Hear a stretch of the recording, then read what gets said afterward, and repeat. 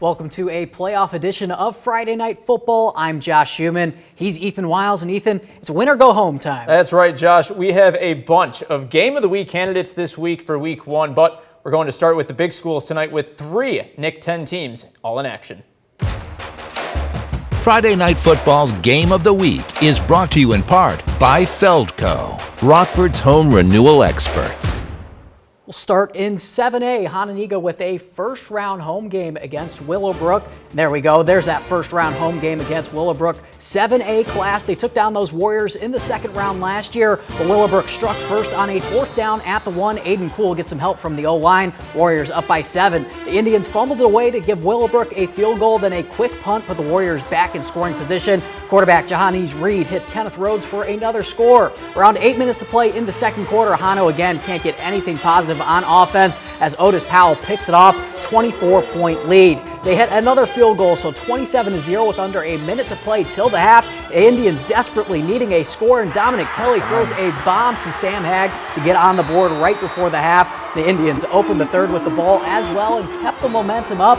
Here's going to be Kurt Smith punching it in to make it a 2-score game, but early turnovers turned out to be the difference in this one. Willowbrook wins 40-21. The other 7A game in our area, Harlem taking on perennial power Mount Carmel, and the Caravan led by Northern Illinois legend Jordan Lynch. It didn't take long for the 15-time state champions to score. Daniel Taylor Jr. hits a clear lane and gets a great late block to put Mount Carmel on top. Next drive for them was more of the same. This time their quarterback, Jack Elliott, showing off his skills to Quentin Burrell for 6 more points. Still not many yards to go around for Harlem, and still in the first quarter, the Caravan score their 3rd touchdown. Madden Wilson scores that one through some tough contact, 21-0. I think we know what's coming next. Taylor Jr. gets another carry, and this was just a mean run, fighting through multiple tackles and in for yet another touchdown. Mount Carmel shows off their prestige against Harlem, winning 56-14. Over in 6A, Belvedere North hosting Canelan at Milton Brown Stadium tonight. North driving the go with the end around Ben Bucher. He's going to get this one in from 22 yards for his 2nd touchdown of the game.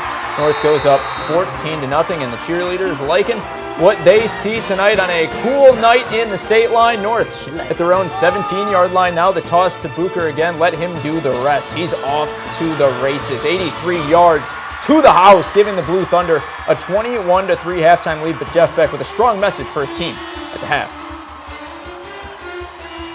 No drop-off in intensity execution. This is our half. I'd run through a wall for Beck. Eric Roman gets the message as he flattens the Canelan quarterback here. Woo! The Knights would settle for a field goal. Now on the offensive side, Roman getting the job done. 38-yard touchdown run for Roman to make it 28-6. Belvedere North pulling away Canelan. Not going away easily though. 4th down with less than 3 minutes left to go. You know those Blue Thunder fans going to be loud to Chase Kruckenberg. He's going to roll out, and he is going to find Jack Wittick for the touchdown to make it 28-20. And after recovering the onside kick, North's first play, well, who do you think it goes to? It goes to Bucher. Look at this run. Breaking tackles, willing himself to the 60-yard touchdown to preserve the win. Belvedere North, they win it 35-20. They advance to face Wakanda next week. Bowling out there, and then in 5A, Sterling taking on St. Francis. The Spartans end Sterling season 42-18. And still to come on this playoff edition of Friday Night Football, we have the top 2 teams in the Big Northern, both in action at home. Highlights when F&F returns after the break.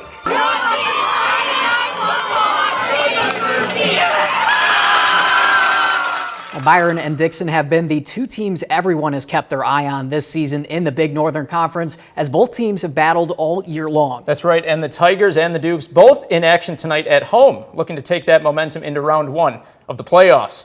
And boy, there's a lot of momentum out in Byron. Always a great playoff tradition when the linemen of the Tigers come out in the hog trailer tonight. A lot of energy in Byron, setting the scene for round 1. Don't tell Pat Mack. That's true. Second play of the game for the Hawks. It's going to be Hudson All taking the carry, but the Tigers defense forced the fumble. That's quarterback and safety Andrew Talbert picking it up and taking it to the house. Byron on the second play goes on top this time. Going to the air, Talbert. Look at this pass, finding Braden Knoll there. A beauty of a dime.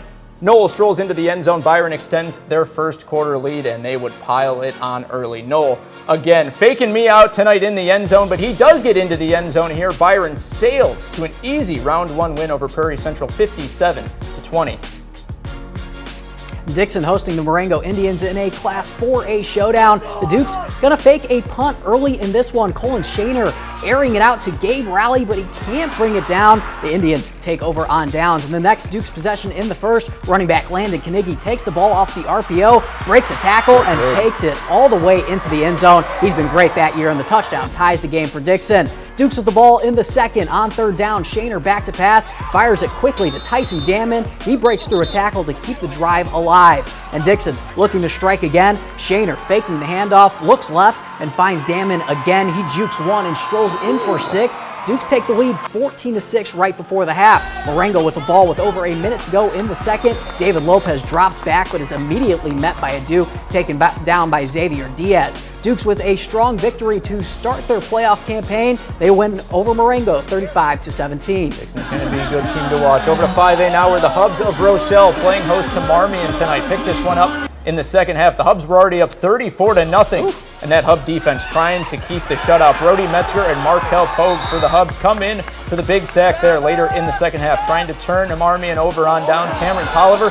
drops back, but Dylan Manning there for the breakup. The Hubs get it back. This guy is fun to say and fun to watch. Roman Villalobos lowering the shoulder and keeps on going. Hubs offense dominating all year, and they would do much of the same tonight later in the drive. Villalobos caps off the drive with 6, and Rochelle advances to the second round with a win over Marmion 42-7. It's the final.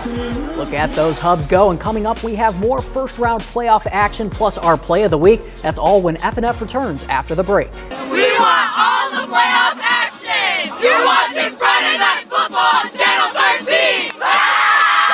They love the playoff action, and we have plenty more of playoff action to get to as Polo looks to make a run in the 8-man bracket. While Oregon is back in the 3A playoffs with a road game at Princeton, and there was plenty of hot chocolate to go around on a chilly night in Princeton, and my toes were, God, they almost fell off. First time I broke the hand warmers I don't know out what was going on. Tigers got off to a cool start, and then they got red hot in the second quarter. Casey Etheridge shows good patience, makes a cut, and finds a lot of running room. He takes it all the way for the first score of the game. Then it's going to be the Tigers setting the tone on defense. Oregon trying to get something going, and there you can see a lot more hot chocolate going around.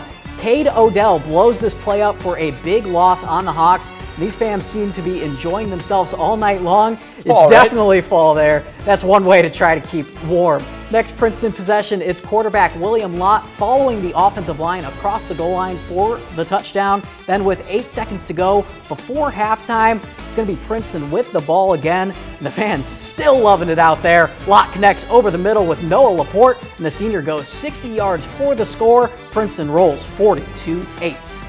Over in Polo, the Polo Marcos took on the Alden Hebron Giants. The visitors took an early lead, scoring a touchdown off the top in the first quarter, but Polo would come back quickly as the quarterback Gus Mumford made it into the end zone for the Marcos here. And it's going to be that one's going to be nearly intercepted. The Giants would fight back in this one, but once again, Polo able to take charge. They scored another touchdown before the first quarter even came to a close. With a fresh quarter underway, the Giants would push to get more points onto the scoreboard. Ultimately, the Marcos would take an even bigger lead in this one. And with the final score coming out, Marcos 58, Alden Hebron 20. We've had a fun first round of the playoffs, but only one play can be our play of the week. It's Ben Booker from Belvedere North. This 60-yard touchdown run seals the Blue Thunder's victory with 2 minutes to go. Check this stat line. Only 4 carries, all 4 touchdowns, 207 yards, over 50 yards a carry on average. A huge game to propel the Blue Thunder into the second round against Wakanda. You know, I'm not a huge math guy, but while reading those highlights, I was like, this dude has to be going for like 150, 200 yards. So I'm glad I was feeling right on that one. He's been a beast all season. And Belvedere North, one of the only schools in the Nick 10 to win tonight. And tomorrow we're going to have more of the Nick 10. Guilford, Freeport, a lot more action for tomorrow. Pretzels looking good. Make sure you tune in for that. Thank you for joining us.